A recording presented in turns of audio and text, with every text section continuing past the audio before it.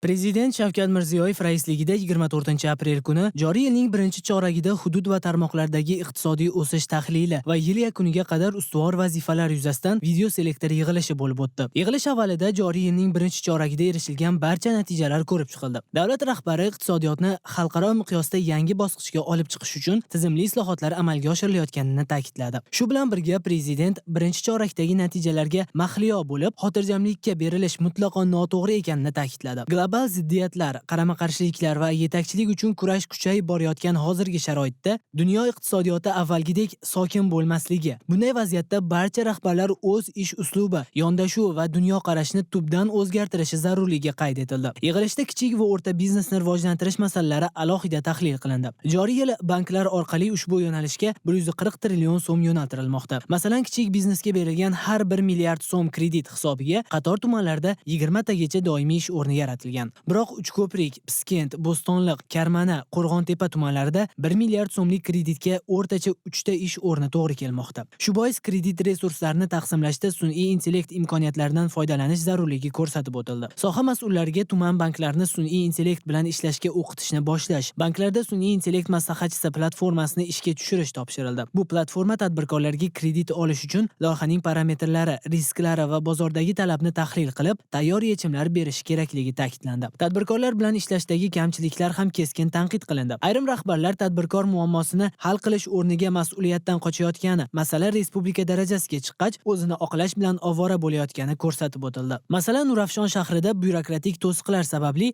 2 yildan beri qurilishni boshlay olmayotgan tadbirkorga yordam berish o'rniga bu ma'lumot prezident darajasiga qanday yetib borganini qidirish bilan ovora bo'lingani tanqid qilindi. Shuningdek, G'uzor, Narpay, Urganch, Yangiyo'l, Chinoz tumanlarida tadbirkorlik infratuzilmasi uchun ajratilgan 262 milliard so'm mablag' bo'la turib, loyihalar boshlanmagani qayd etildi. Tegishli viloyat hokimlariga bunday rahbarlarning lavozimiga loyiqligini ko'rib chiqish topshirildi. Yig'ilishda inflyatsiyani jilovlash masalasiga alohida e'tibor qaratildi. Davlat rahbari iqtisodiyot o'sgani bilan agar inflyatsiya ham oshsa, aholi va tadbirkorlar hayotida ijobiy o'zgarish sezilmasligini ta'kidladi. Yil boshidan dunyoda neft narxi 40% ga oshdi. Ziddiyatlar oqibatida logistika koridorlari o'zgarib, mahalliy mahsulotlar eksporti va asosiy iste'mol tovarlari importida tashish xarajatlari 25-30% ga ko'paymoqda. Bu ichki narx-navoga qo'shimcha bosim yuzaga keltirmoqda. Shu bilan birga tashqi bosimlarni bahona qilib, inflyatsiya bo'yicha ishlarni o'z holiga tashlab qo'ymaslik kerakligi ta'kidlandi. Iste'mol savatidagi mahsulot va xizmatlarning 70% mahalliy ekani qayd etilib, mutasaddilar va hokimlarga joriy yilda inflyatsiyani 6,5% darajasida saqlab qolish uchun mahalliy mahsulotlar taklifini ko'paytirish va narxlarni arzonlashtirish vazifasi qo'yildi. Oziq-ovqat xavfsizligi masalalari ham atroflicha ko'rib chiqildi. Logistikadagi uzilishlar oqibatida birinchi chorakda qoramol importi 2 karra kamaygan. Bunga tezkor yechim sifatida samolyotda tashiladigan har bir naslli qoramol uchun 4 million so'mgacha, go'sht importida esa transport xarajatining yarmini qoplash yo'lga qo'yildi. Ikkinchi chorakda 45 ming tonna, yil yakunigacha jami 130 ming tonna go'sht importini ta'minlash zarurligi qayd etildi. Mutasaddilarga qaysi yo'nalishda to'siq bo'lsa yoki yuk to'xtab qolsa, tadbirkor murojaat qilishni kutmasdan onlayn monitoring orqali tezkor yechim berish topshirildi. Hududlarda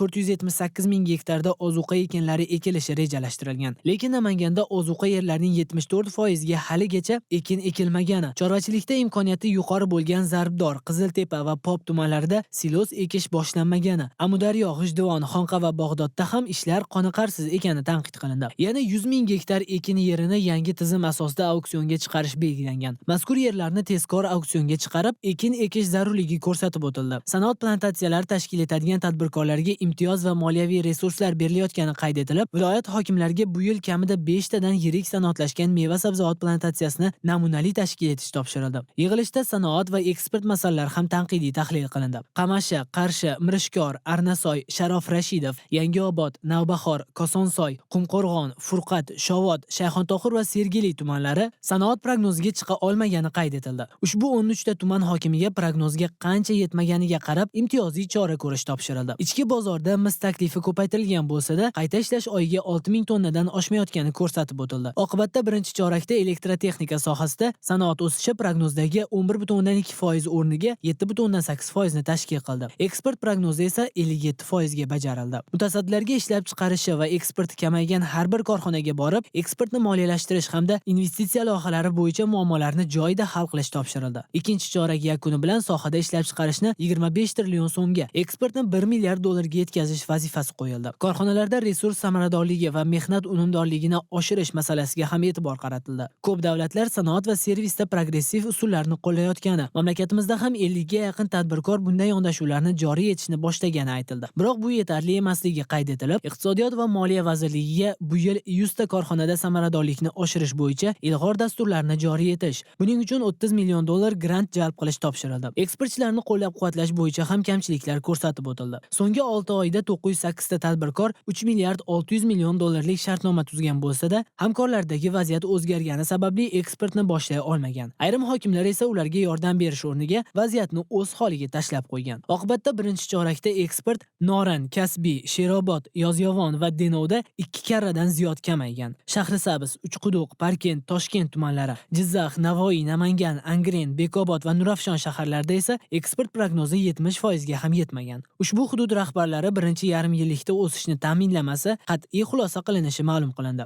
Sanoat zonalaridan samarali foydalanish masalasi ham ko'rib chiqildi. Budjet hisobidan yo'l, elektr va suv infratuzilmasi olib borilgan 226 ta sanoat zonasidagi 213 gektar maydonda haligacha loyiha boshlanmagani tanqid qilindi. Shu bilan birga 27 ta sanoat zonasida loyihalar joylashtirilgan bo'lsa-da, infratuzilma yetib bormagan. Viloyat hokimlarining investitsiya bo'yicha o'rinbosarlari zimmasiga infratuzilma bor sanoat zonalaridagi bo'sh yerlarga joylashtiriladigan loyihalar portfelini shakllantirish vazifasi qo'yildi. Davlat idoralarini ixchamlashtirish va biznes uchun yangi maydonlar ochish masalasi ham muhokama qilindi. Tumanlardagi markaziy ko'chalar va aholi gavjum joylarining katta qismida davlat idoralari joylashgani qayd etildi. Ko'kdala tajribasi asosida 19 ta tuman va shaharda davlat idoralarini yagona ma'muriy markazga ko'chirish boshlanmoqda. Mazkur ishlarni barcha tumanlarda tashkil etish orqali davlat idoralarida yiliga 1 milliard 800 million kilovatt-soat elektr va 340 million kub metr gaz tejalishi, biznes uchun 5 million kvadrat metr joy ochilishi mumkinligi ko'rsatib o'tildi. Shu maqsadda 5 yillik dastur tayyorlash, joriy yil 26 ta tumanda davlat idoralarini bir joyga ko'chirishni boshlash topshirildi. Yangi ma'muriy markazlar qurishda har bir xodimga to'g'ri keladigan maydon o'rtacha 15 kvadrat metrdan oshmasligi belgilandi. Investitsiya loyihalari sifatiga alohida e'tibor qaratildi. Davlat rahbari har bir yangi loyiha, har bir dollar sarmoya faqat va faqat qo'shilgan qiymat, yuqori daromadli ish o'rni va eksportni ko'paytirishga xizmat qilishi kerakligini ta'kidladi. Barcha rahbarlar uchun investitsiya sifatida asosiy mezon bo'lishi shartligi qayd etildi. Ushbu loyihalar ishga tushirilganidan keyin ularni monitoring qilish platformasi yaratilgan. Masalan, oxirgi 3 yilda ishga tushgan 688 ta korxonadan 210 tasi quvvatidan to'liq foydalanmayotgani aniqlangan. Oqibatda 33 trillion so'mlik ishlab chiqarish boy berilgan. 23 ming ish o'rni bo'sh turibdi. Mutasaddilarga ushbu 210 ta korxona kesimida yo'l xaritasi tuzib, muammolar yechimi bo'yicha aniq muddat va mas'ullarni belgilash topshirildi. Joriy yilda 53 milliard dollar xorijiy investitsiya jalb qilish maqsad qilingan. Prezident rahbarlar birinchi qadamdanoq to'g'ri loyiha tanlab, unga mos salohiyatli investor topsagina investitsiyada sifat bo'lishini ta'kidladi. Mutasaddilarga sun'iy intellekt yordamida mavjud quvvatlar, ichki va tashqi bozordagi talabni o'rganib, qaysi hududda qanday loyiha qilish bo'yicha yechim beradigan platformani ishga tushirish topshirildi. Investorlar va konsalting kompaniyalarga ushbu platformadan yagona darcha tamoyili asosida foydalanish uchun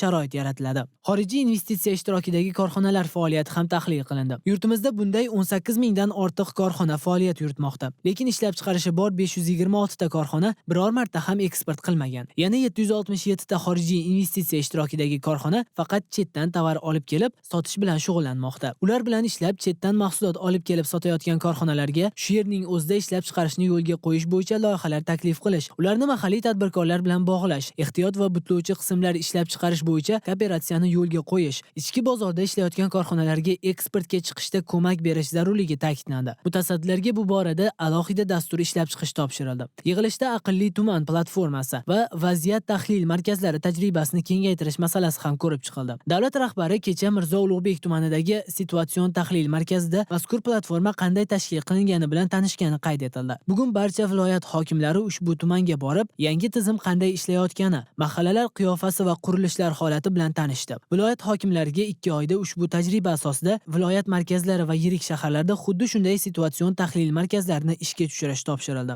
Davlat rahbari barcha darajadagi rahbarlar bugungi murakkab vaziyatda natija uchun shaxsan mas'ul ekanini ta'kidladi. Iqtisodiy o'sishni ta'minlash, inflyatsiyani jilovlash, ish o'rinlari yaratish, eksportni ko'paytirish, investitsiya sifati va tadbirkorlar muammolarini hal qilish har bir rahbar faoliyatining asosiy mezoni bo'lishi belgilandi. Yig'ilishda vazirlar, tarmoq rahbarlari va hokimlarning hisobotlari tinglandi.